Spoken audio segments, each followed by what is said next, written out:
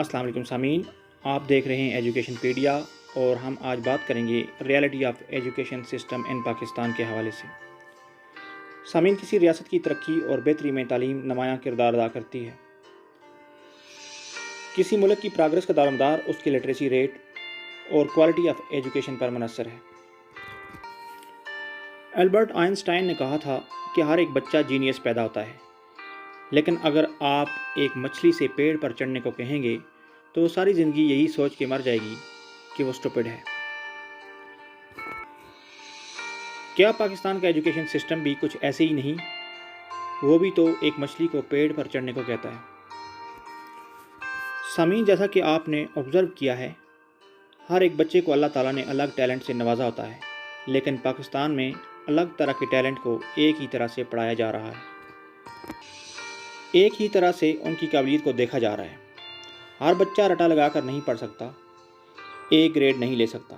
ہو سکتا ہے وہ بچہ جو کلاس میں فیل ہوتا ہے وہ کسی سپورٹس میں بہتر ہو، یا ہو سکتا ہے میوزک یا ٹیکنالوجی میں بیسٹ ہو، مگر نہیں، ہمارے یہاں ہر ایک کو انجینئر یا ڈاکٹر بننے کو کہا جاتا ہے، اور اگر کوئی آرٹس یا کوئی دوسرا فیلڈ غلطی سے لے لے تو اسے نالائق اور ڈفر سمجھا جاتا ہے۔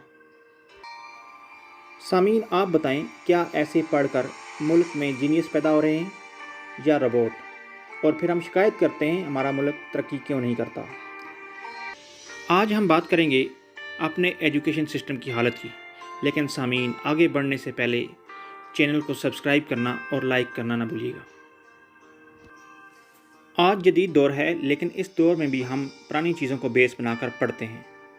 ہمارا ایجوکیشن سسٹم ہمیں فیوچر کے بارے میں پڑھانے کے بجائے پاس میں لے کے جاتا ہے، اور ہمیں سکھاتا رہتا ہے کہ کیسے ہم ساری عمر کچھ پیسوں کے لیے کسی کمپنی میں نوکری کریں۔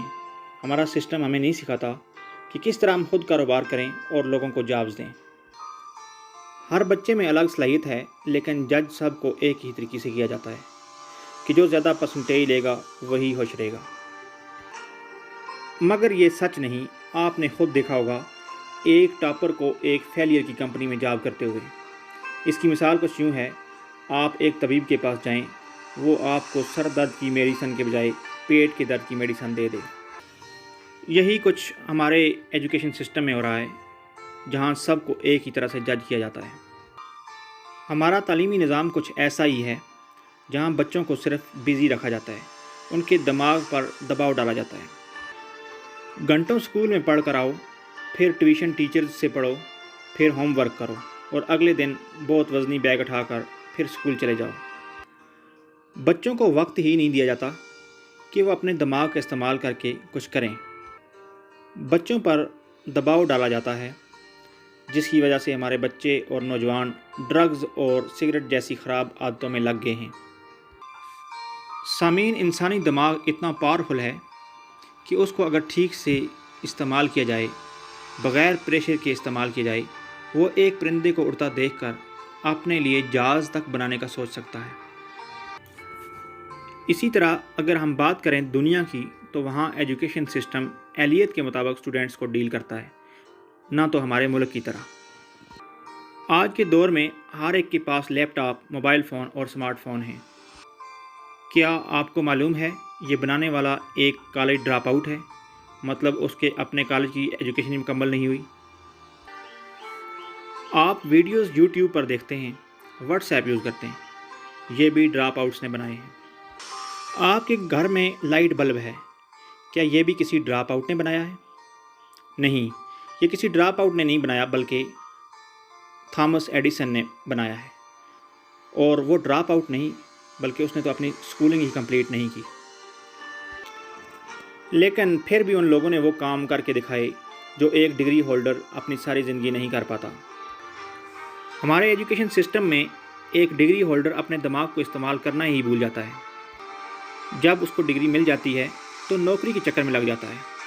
چند روپوں کی خاطر وہ دن بھر اپنی صلاحیتوں کو ختم کرتا رہتا ہے۔ پاکستان ایک ترقی پذیر ملک ہے۔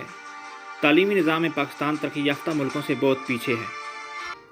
سامعین، پاکستان کو روبوٹس کی نہیں بلکہ جینیس لوگوں کی ضرورت ہے، جو کچھ نیا کریں تاکہ ملک ترقی کر کے آگے جا سکے۔ پاکستان کو جاب کرنے والوں کی نہیں، جاب دینے والوں کی ضرورت ہے۔ ایک ملک محنت مزدوری سے آگے نہیں بڑھ سکتا بلکہ کاروبار کر کے آگے جا سکتا ہے، اور اگر ہمارا یہ ایجوکیشن سسٹم بہتر نہ ہوا تو دنیا آگے اور ہم پیچھے رہ جائیں گے۔ سامعین، دنیا میں جتنے ممالک نے ترقی کی ہے، سب سے پہلے انہوں نے اپنے ایجوکیشن سسٹم کو اسٹرانگ بنایا ہے۔ سامعین، پاکستان میں ایجوکیشن سسٹم کو فرد واحد بہتر نہیں کر سکتا، بلکہ اس کے لیے انفرادی نہیں بلکہ اجتماعی قوت کی ضرورت ہے۔ مجھے امید ہے کہ آج کا ٹاپک آپ کو پسند آیا ہوگا۔ مزید معلومات کے لیے میرا چینل سبسکرائب کیجیے۔ Thank you very much.